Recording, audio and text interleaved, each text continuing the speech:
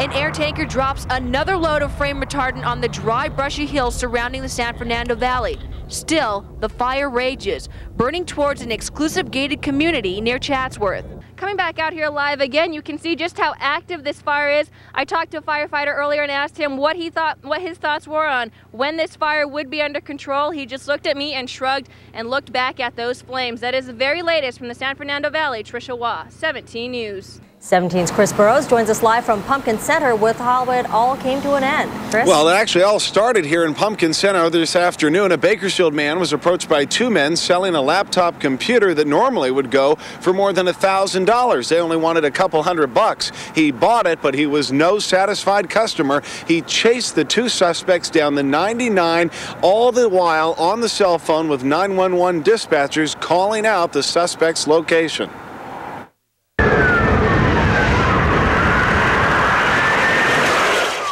Racing by at an estimated 120 miles an hour, two suspects in a black car.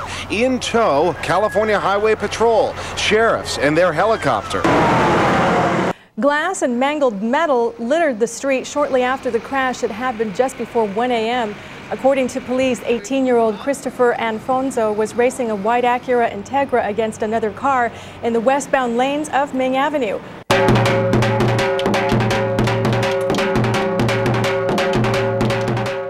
That's very much a part of the Sikh tradition, because Sikhs are actually soldiers of God, you know.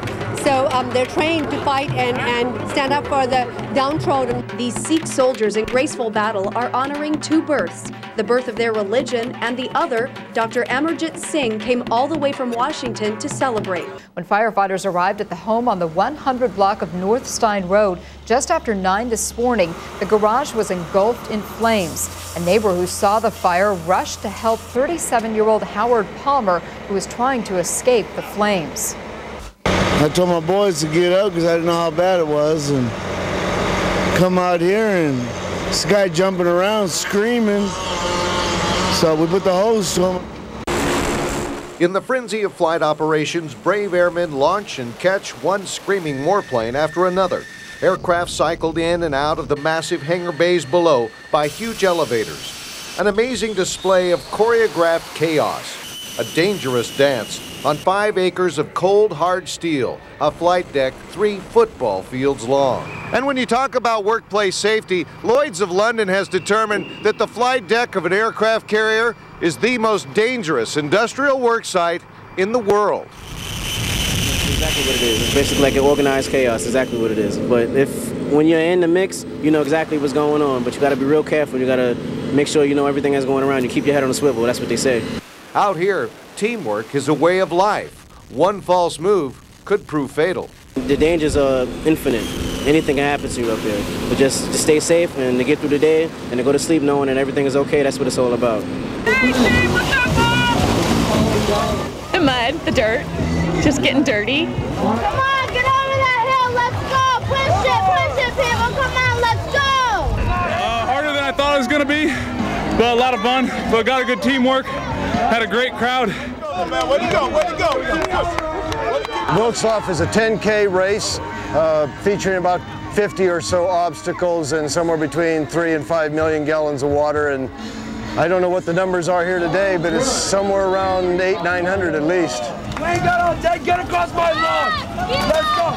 We have, a few dozen people that are really competitive, but by far and away, the majority of the people just do it because it's fun. Get up that wall, come on! Faster! Faster! Get up that wall! I think this is my 6th time doing it. I just had to continue the yearly tradition and remind myself how bad a shape I'm in. It's getting more where these things are open to women and we get a chance to prove ourselves that we can be tough. Go, bend those knees, turn these towards, just like a sit-up. The rope bridge is the hardest this year, I think. It's just physically demanding. The upper body strength, you just have to have that upper body strength. If you don't have it, you're going to fall right in. And they love it, and it's fun. It is really honestly more fun than you ought to be allowed to have with your clothes on. It's just, it's muddy, it's dirty, it's a lot of camaraderie. Oh, it's incredible. You don't think it's going to end, and when you do, it's almost a letdown when it's over, because now you're like, now what? I got to wait till next year to do it again. It was a lot of fun. I was always laughing, and I was really never sad when I was by her. 10-year-old Taryne Halford just lost her best friend. No more sleepovers or shared secrets. It's now just memories of her best friend, Ashleey Cassel.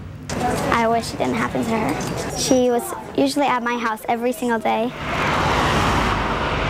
Ashleey was riding her bike on this crosswalk at Windsong and Brimhall Road Monday when she was broadsided by a car. I know my friend Jory is very sad because she had to watch the whole thing. Sure. Ashleey was a 5th grader. She spent her spare time with her nose in a good book. Ashleey read more than 400 books from the library here at Columbia Elementary. They're keeping her name and spirit alive by naming a section after her. We thought it would be nice to pull all the books that she has read, because I was able to do that, and we'll put a label on the front of them that says Ashleey's pick. Useless. It's a useless crosswalk. Suzette Miller's backyard borders Brimhall Road.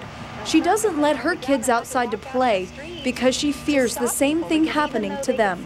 The street right here, the cars come so fast that it only takes a split second and they're gone. She wants a traffic light installed at the corner.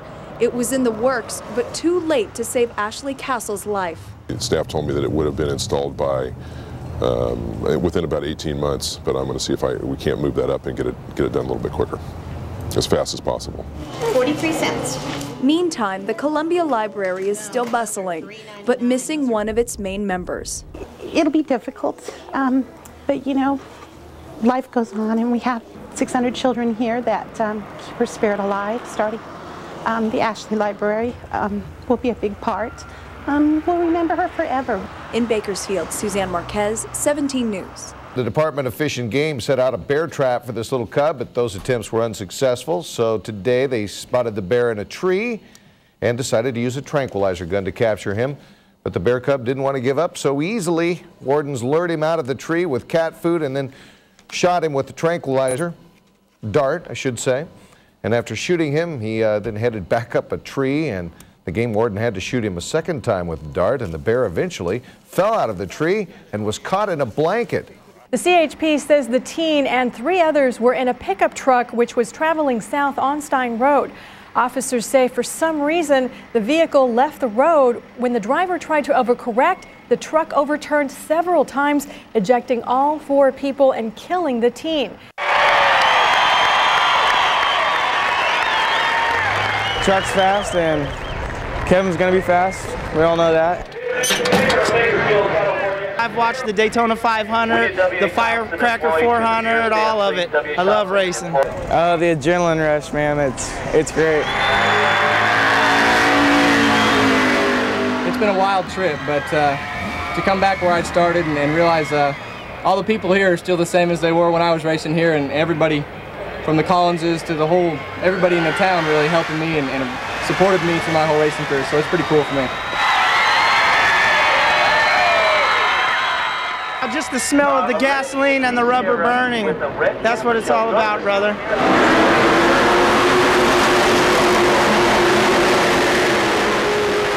He's in 10th place and he started last. Come on, you can't beat the guy. The guy was born here in Bakersfield, and he's an Oldale boy. He's got it.